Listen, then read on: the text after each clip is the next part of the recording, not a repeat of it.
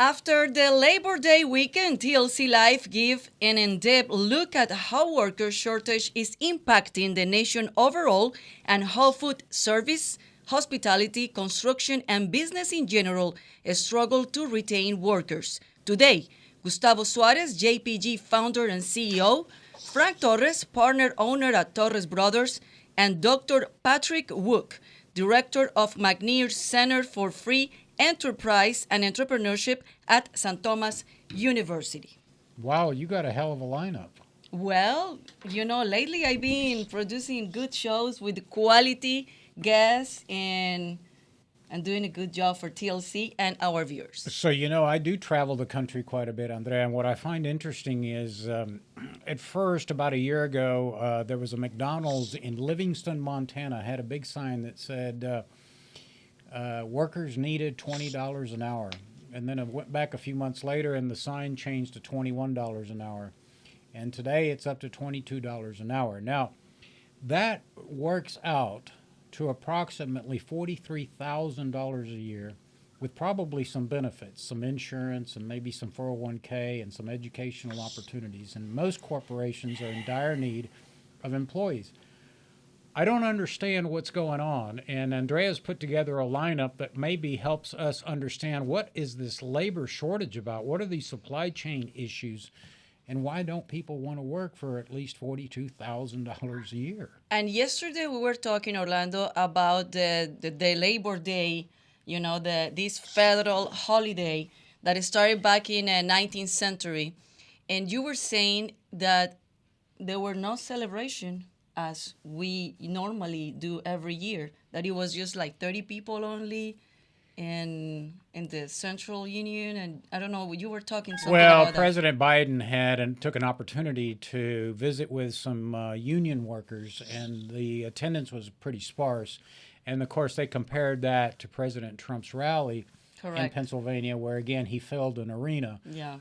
And so that was interesting. But what I just don't understand is it that America has shipped all its jobs overseas to maquiladoras in Mexico, manufacturing to China. We're transitioning from oil and gas into alternative forms of energy. I just don't understand what's causing this labor crunch, and hopefully our three guests will be able to help us get through and understand what is causing this dilemma in our country. So welcome to TLC Live. We're going to have the three of them line up: Gustavo Suarez, JPG, founder and CEO, Frank Torres, partner owner at Torres Brothers, and Dr. Patrick Woock, director of McNair Center from St. Thomas University. So welcome to TLC Live. And I know from, Frank Torres, we were talking about a couple of weeks ago that we were filming something that's a surprise that's coming up also in TLC. You have a company that it has to do with a lot of construction. Also, Gustavo Suarez, he has a company that it has accounting, but also advisory in more than 500 companies. So you have a bigger spectrum of what is going on with the worker crisis. And also we're going to have the doctor from St. Thomas University give us a political aspect and what is going on after the pandemic. And what is the situation right now, not only Houston, Harris County, Texas, but along the country. So welcome to TLC, the three of you guys. We're going to start with the bigger spectrum with Gustavo Suarez to give us the insight of what you think is going on, and also with your experience with all the companies that you work. Absolutely, Andrea, Orlando, thank you so much for the invitation. And this is quite a talk that I don't know we will have enough time. It's just so much happening out there. We just got out of the pandemic. There is so many changes, and mainly I think that shortages in labor, it's something that we've seen historically. And as some mentioned, I mean, history is cyclical. So sometimes we need to look back in what happened in the past to be able to understand the present, and then from there forecast the future. So it is true that we have not only a shortage in labor force, but at the same time, it's a new generation coming into the workforce. So the challenge is not just that we don't have enough people that want to work, but is the challenge comes into, do we understand the new generations? We hear complaints all the time that employees are always on their phone. I mean, but it's just part of the norm. So the question is, how do we understand the demographics? What do we have to offer as employers, and how do we fill the gap to make sure that our economy keeps moving forward? Well, I know that Frank, for example, his employees aren't on the phone. Frank has grown his business from a small concrete company to a rather large concrete company, but now has branched out into the construction and utilities, and now does work for municipalities and governments and private developers. Frank, you were telling us that you were having problems keeping enough labor. Your guys aren't on the phone. I mean, this is traditional work. It's good work, but you need craftsmen, folks that know how to, lay foundations and do piping work. Are you experiencing this difficulty, and what do you attribute it to? Good morning, Andrea. Good morning, Orlando. Yes, definitely is getting crazy every day for us, especially getting people to do the right work. Because it's sometimes it's easy to hire people, but if they don't have the experience, it's gonna be harder to do the job. Um, I believe the price of fuel has been affecting us because we have a fleet of trucks, concrete trucks, and it really hurting a lot to us. So to understand better, I don't know what's going on. If I'm so nervous. I'm sorry. Oh, that's all right. Man, So, it's so funny. no problem. So you're having difficulty keeping good people on hand, Dr. Woock. Again, it's folks are talking about the technology, being on the phone, not wanting to go to work. Frank is talking about the lack of skilled craftsmen. But at the end of the day, I think to myself, how hard can it be to work at a McDonald's or a Starbucks at $22 an hour with some benefits? So what is going on? And from your perspective, from a person that runs the Entrepreneurial Institute at the University of St. Thomas, how do you view it? Well, first of all, thank you very much, Orlando and Andrea, having me on today. I greatly appreciate it. And I listened to Gustavo, and there are a lot of factors going on out there. And let me share a few that are happening. Not only on a demographic, and I think that was one thing he hit on, is post 2008, we started having less children in this country. There was a baby bust. So some of the demographic issues that we're seeing in regard to people taking those McDonald's jobs. I worked at McDonald's when I was 15 years old. They're just not students. They're just not young fellows, for lack of a better word, to to go out and do those jobs anymore. There's just and if they're there, there's few and far between. Okay. And at the same time, to kind of show you kind of we're being sandwiched here, is we have a lot of people retiring. We have our baby boomers. They're all retiring.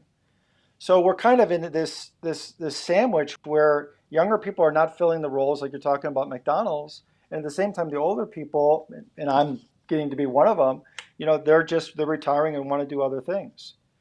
So I can see where it's very challenging for an employer. I ran several businesses, and I could see it could be very challenging for anyone out there.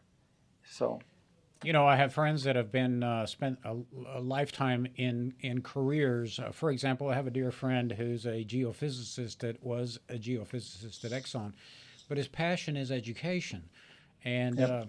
it seems to me that, for example, I hear about this teacher shortage, right? Every school district in America is now having a hard time retaining teachers.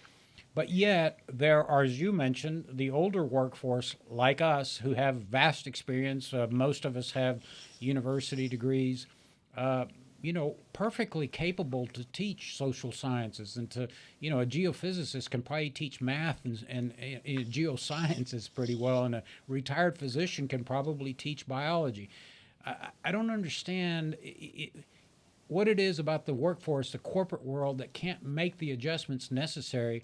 And we're living longer. While you say the demographics are changing, I agree with that because, my friend over at Rice University, the sociologist, says that we're just not producing enough babies. That's correct. Absolutely. But yet we're living longer, and so those of us that are retiring, maybe from a career in Exxon or, the airline industry, we could move on to other things like education.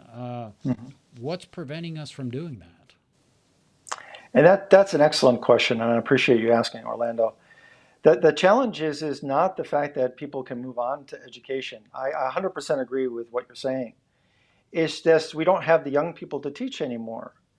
So because we've had that baby bust, and really there's a lot of great studies on this, and I'm not going to get into them. But starting in 2025, there's going to be a direct effect. There's a lot of research out there, and starting in 2025, is that post 2008 baby bust is going to start to have effect. And so all those people who would have been born during that period of time and would be entering in as college age or high school age, they're just not going to be there.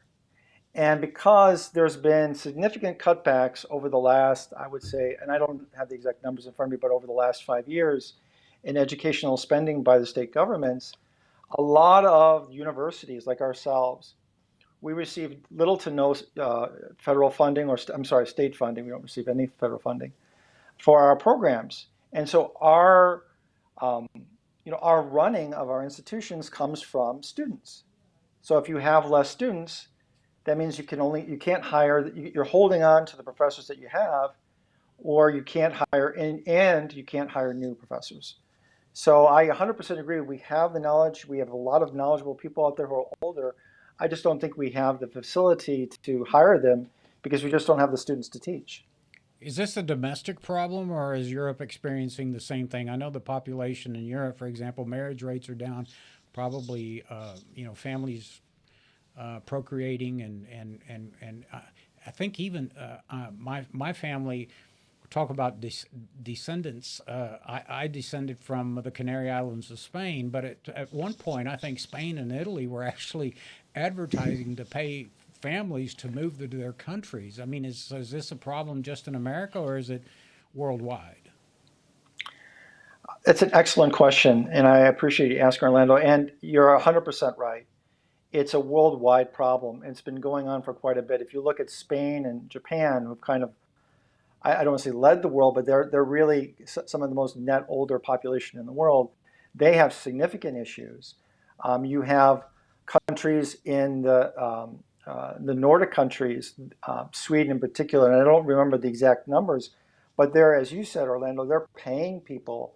This is a little bit different than you said, but they're actually paying people to have children. So this is a significant problem, as you pointed out, across the world. And I don't know what the answer is. I mean, it's challenging. I want to go with Gustavo on your thoughts about this, but also tell us about what is the role in technology has to do with also this problem. Well, thank you, Andrea. I think you just read my mind, and it's fascinating the conversation that I'm able to hear today here. And I think as a whole in the economy, either that it's local or national, we have the phenomenon of a decentralized workforce, and what Mm. that means is that we do have a pool of labor out there that is eager to work, that is eager to be part of a workforce, and of course be part of that consumer base that will push and drive this economy forward. And there is also the employers who are looking for those employees to be part of the organizations. So it's a decentralized conversation, and I think technology is one of those tools that can facilitate and enable the conversation to connect the employer and the employee. And Mm. then, I want to take a step back, and it goes back to education, to continue on the prior thoughts, to where we don't have enough tools out there to educate the newcomers to educate the retirees in order for them to be an active part of the economy and be part of the workforce. Orlando, I cannot agree with you more that we have a pool of retirees, highly talented, 65, 70, 75. My dad is 68, and it just breaks my heart to see that he is at home just waiting for next day to happen. And they can Yeah. definitely bring that new generation of workforce into the workforce, guide them, mentor them, coach them, so we can all have a better ecosystem. So understanding the ecosystem, being intentional in the digital transformation, using technology as an enabler, I think that can be something that will play a significant role in the challenge that we have in the labor force. Yeah. And another thing that I'm seeing, Gustavo, and having you have young kids, and I have teenagers that they're about to graduate from high school. I think the traditional education is not preparing these kids for the world that we're seeing right now and for the future. So it has to be something that it change at at the political level, at the educational system, that it has to be changed to modify this traditional education and prepare these kids better for the real world. Well, I'll tell you, the worst thing that could happen in the free enterprise system and in our capitalist system is get government and policymakers involved in the free market. Well, but You it is what it is. That's I mean, the worst thing. But I don't understand that question. Maybe you can clarify it, because your children go to a great private school. Yeah. They're getting a premier education. They're Yes. learning physics, and they're learning They're- calculus, and they're correct. learning advanced algebra Correct. and biology and chemistry and all the AP courses. They're preparing them for a world-class college. So I don't understand what that means, that the education system isn't preparing the young people for the future. I don't think it's enough technology available in the schools. And I mean, I'm telling you, I'm seeing my kids and I'm seeing the real world. And when they come and asking me some questions like, okay, this is not being taught at the school, but maybe Dr. Woock can answer better that. Or I mean, I agree with you. My daughter doesn't know what a turntable is or a record player, but she certainly can download music on Pandora and Yes. Spotify and all those other things. But is she right, Dr. Woock? Is there a disconnect between primary, secondary education and preparing people for the workforce? Well, that's a very large topic, and I don't know if I can speak on that larger topic, but I can speak on what I'm doing, and I can speak on to what Andrea's talking about as well. One of the things is I teach entrepreneurship, and I've seen it like you were saying earlier. I've seen a lot of theory talked about, and in my class and in the programs that I teach, everything is practical. You can use it day one, right? Pitching, talking to people, creating commercials so you can promote your business. Everything is designed to use day one. And I think that's one thing that I think we're hitting on, is we need to be teaching practical things that can be used day one in school. And going back, I think to Gustavo had on a great point, is and if you don't mind, I'm going to talk a little bit about mentoring. We have this huge amount of older people, I being one of them, and they're out there, they're a great resource. And I think one of the things that we need to do is really open up mentoring. There's a great program by the SBA called SCORE. I'm a member of SCORE. 100%, anyone out there in the audience who's listening to this, who wants to be a part of, creating that change, being a part of, the community, still being part of business, look up SCORE. It's just spelled as the way, SCORE. Look it up, sign up, be a part of it. Houston SCORE is one of the most dynamic, amazing groups. Sign up. It's a great way of being a part of, bringing your knowledge back into the community. And if I may say one last thing, and going back to Andrea's point, is if we can find a way to bring or have small business to be a part of our education, I don't want to say like internship is kind of a way that we do it now, but even having a voice in how we educate, I recommend, and I ask any person in the University of St. Thomas, any person in the community, reach reach back to your alma mater and say, hey, I'm hiring people. I'm a small business. I'm hiring people, and I want to be a part of, how you do the program. I want to maybe find a way to be a part of how do we train and educate people. Mm-hmm. And so once small business start to get involved, start to, reach out, that's when educators start to go, hey, start to listen and say, hey, what do you need? What are the skills you need? And it's when you bring those two forces together, that's when we have the magic that we're looking for. And I think that's what Andrea is looking for. So One of the things that's always fascinated me, I've always been keen on education because I think that's the road to success in this country. But we have the third largest school district in the United States here at HISD. It's our biggest tax producer. In other words, when you pay property taxes, the biggest chunk of your property taxes go to support your local school district. And yet we have failing schools.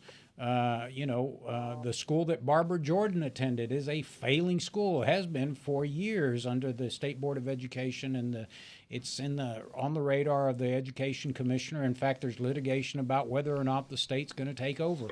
But I've always been fascinated by, as you're driving down Texas highways, you'll see signs that says adopt a road, right? And there are corporations, organizations, the Boy Scouts, or maybe a corporate good citizen will adopt a section of a Texas highway to beautify and improve that section of the highway. I've often wondered, why can't corporations adopt a school and take a failing school in an urban area and make sure those kids have a bright future? I just, have we lost our ability to be creative? that's a brilliant question. I don't think we've lost our way to be creative. I think for some reason, for a long time, we've had a hands-off approach. And I think that I don't want to get everyone calling me tomorrow, but I think in a step-by-step manner, we need to get back to what you're saying.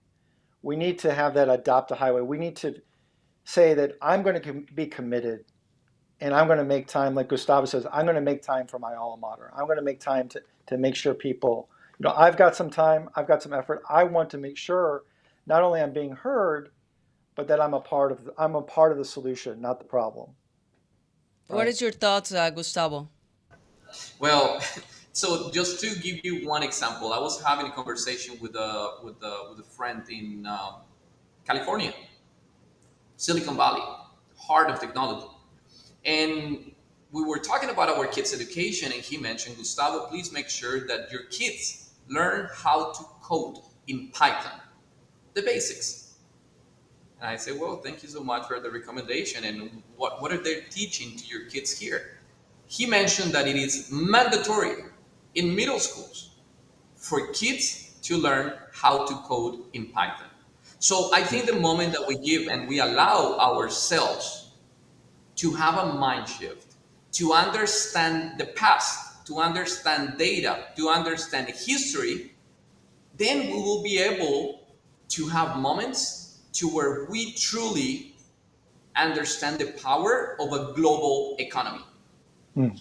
Whether we like it or not, we were the organization that, in a way, we felt ashamed to have global talent and to leverage global resources. Meanwhile, the biggest accounting firms in the world have been doing it for 4 generations.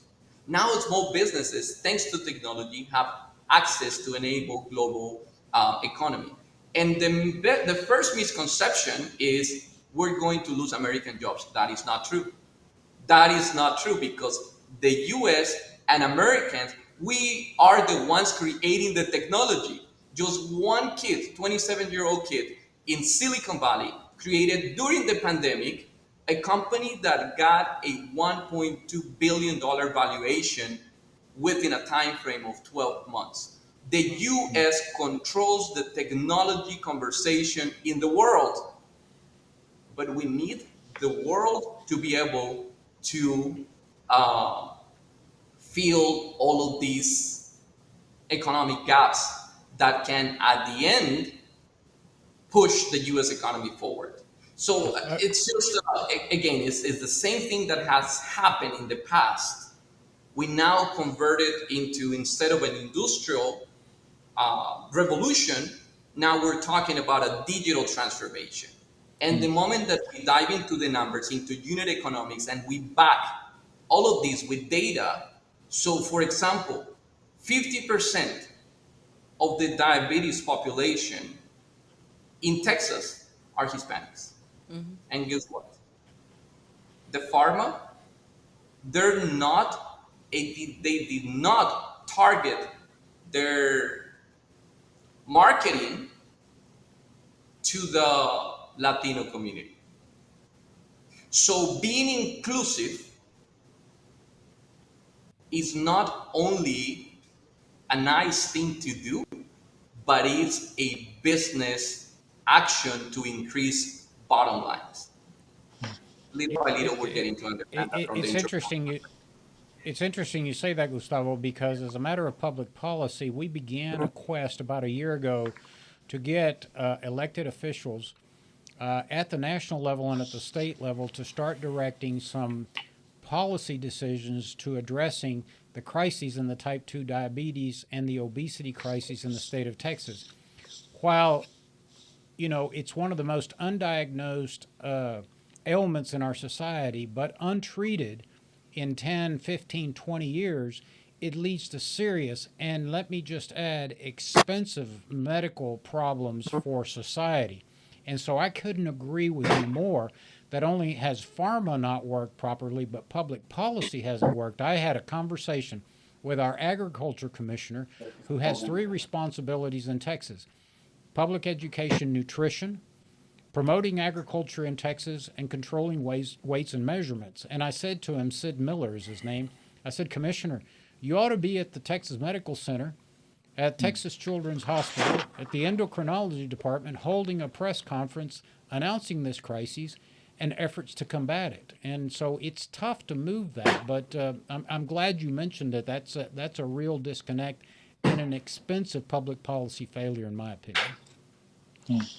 Well, call to action before we go off the air, because time is in timing in television, and time in the show is also. Yeah. Well, real quick before we go off the air, because I wanted to bring this in because I mentioned it early on, the supply chain. So I'm assuming you guys all agree that the labor shortage is creating a negative effect on the supply chain. For example, I was talking to Frank, and Frank is having difficulty getting aggregate in the concrete business, PVC piping, just materials so that he can fulfill his contracts. Is that still the case for you, Frank? Are you having a hard time getting materials? We're still having a hard time to get gravel, cement, especially cement that is coming from overseas. Everything is related to fuel. Everything is related to something. But here in town, here in Houston, it's affecting us. It's affecting my company. It's affecting my family. Everybody here. My So, Dr. contractors Woock, my contractors are getting uh, they are the ones who having more trouble to get the materials to do yeah. their jobs. So Professor Woock, I'm assuming that labor shortages exacerbate the supply chain situation as well. 100% agree with you. I think we're seeing it more, and even to hit on your point is because of course we are educating and training entrepreneurs at the University of St. Thomas. One of the things that I say, this is one of the greatest times, if you're thinking about being an entrepreneur, this is one of the greatest times to be an entrepreneur, just for like what you're hitting at, because we have all these supply chain issues. Wouldn't this be a great time to bring those jobs back, bring them back to America here in Texas? So you wouldn't have to get your concrete from abroad to Asia or whatever. You could have it here, right next door. You can go talk to your supplier. This is a great time. So any Texaner out there, this is the time to do it. Start those jobs. Sorry, I just had to plug it because it's so important. Well, good advice. Great. Well, call to action. We're going to start with Gustavo, then Frank, and then Dr. Woock. What we can do, you guys as business owners, and as just the community in general, to try to solve this situation or try to navigate this situation. Let's put it that way. So number one, I mean, we are very aware, and I was part of an interview recently, and we talked about, you go to every kitchen, every restaurant in the U.S., I'll say almost, to rephrase, and you will find a Latino in the kitchen. You go to every construction site, let me rephrase, almost, in the US, and you will find a Latino building and doing the actual work. So is it fair to say that the Latino community in the US, the 70 million plus Latinos in the US, Hispanics, and the 6 million plus and the fastest growing segment in the small business community in the US are feeding and building America? So I think when we change the conversation from, and I agree 100% with the fact that this is the right time to start a business, especially in the supply chain. When we understand the different participants as stakeholders, as part of the ecosystem, and when we truly understand the ecosystem, then we can engage and enable conversations of unity because we need from each other. It's not only a Hispanic conversation, it's not only a Latino conversation, even though it's a 20% market share in the US. But the moment we understand that and we bring technology to understand this data, so before to interview 3,000, 3 million people or do a survey, it took hundreds of thousands of dollars. Today, there is technology, artificial intelligence, like this, 2.4 million samples. And you gather the conversations that are happening from digital platforms to get the answers that you need. Understanding technology, understanding the participants part of the ecosystem, I think that we can see a meaningful magic in terms of what can happen to the US economy today. Frank? Well, now these days, all the future they want to be how they call influences. We don't. I don't see I don't think we're gonna have doctors, teachers, because everybody wants to be an influencer. Yeah. So that's really hurting it. I think my industry. But yeah, like Mr. Sanchez said, I'm pretty agree with him what he's saying. Dr. Woock? I think Frank hits on a great point. There's a lot of people out there who want to be influencer, God knows and I I think do. and, and I think the best way we could be influencers, us in the education, is to listen more to small business, listen more to the community, and really teach those practical skills to empower. So when students come out of school, no matter what level of education, they have the tools to achieve and start businesses or work for others. I think let's be more mentors and influence in the right way. Yeah. Fascinating program. Thank you all for taking time out of your busy day to be with us, Dr. Woock and Frank Torres and Gustavo Suarez. Best of luck. Hope to have you on the show again. Go out and go make a couple billion, okay? So you can become a bigger taxpayer. All right, Andrea. So Well, that's the thank you conclusion so much, of the everybody. show. Good things are happening, as you said. We've got some surprises coming. I can tell the public and our donors and those of us that follow us on social media, we have finished the production of our much anticipated television commercials, and we hope to share those with you in the coming days. I've had the pleasure of being on Newsmax, the national news desk. know. So I'm becoming Mr. Worldwide. Your right? ego is getting Well, bigger and it's- bigger it's and not bigger. about- Big O. Let me tell you something. Now it's real, big O. It's not about the ego because God knows I tell people all the time I don't need to see my name on the marquee anymore. I've already done what I need to do. But I think, as we were talking about mentorship, I think the future of our country, the future of our state, the importance of civic participation in the electoral process is more important each and every day. People, again say, and I still hear this, why should I vote? It doesn't make a difference. Well, if you don't think that voting makes a difference and the results have an impact on society, just look at Harris County where Andrea and I reside. Prior to 2018, we had a very low crime rate.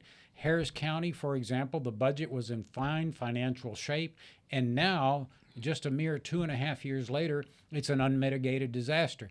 The crime rate is out of control. The adjudication process at the Criminal Justice Center is not working. Cases are backlogged. People aren't getting their day in court. The budget is a disaster. There's talk about defunding our law enforcement and protecting our neighborhoods. Our infrastructure lacks attention. We have a lot of deferred maintenance, and yet they want to raise taxes to the maximum. And so, yes, elections, and particularly local elections, do have consequences. So that's what I want to do. I want to be a mentor in getting people to participate in the political process. And as we all know, given the state of Texas, population is 40% Hispanic, and Hispanics generally and historically have had a low participation percentage in the political process. We want to encourage more young Hispanics to get involved in the political process, but we want the general population to register and vote and have a voice. And to go and vote, you need to be registered, and the deadline for register to vote is October 11. And remember, November 8 are the elections day. We have here in Texas early voting. I always vote early because you never know what can happen on November 8 on the day of the election. So I encourage you first to register to vote if you haven't done yet. All right. We will see you next week. Thanks for tuning in. God bless, and God bless Texas. And visit TexasLatinoConservatives.com, TexasLatinoConservatives.com, and become a member, only $35 a year, and help us to help us. See you guys next Wednesday. Nos vemos el próximo miércoles. Chao, chao. Hasta luego.